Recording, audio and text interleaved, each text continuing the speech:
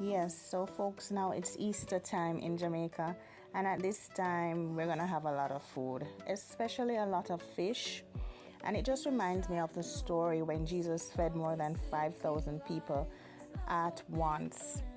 Out of the lunch that one little boy decided to share, he had just 5 barley loaves of bread and 2 fish, and he willingly gave it to be used.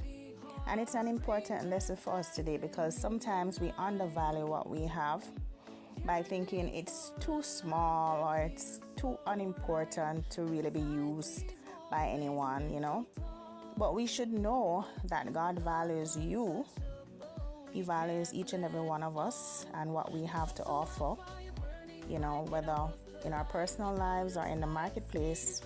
So whatever it is, it's important and it can be of help to a large number of people. But you will never know until you decide to offer it. So let's make use of what we have today, okay, folks? Let's not think ourselves too small.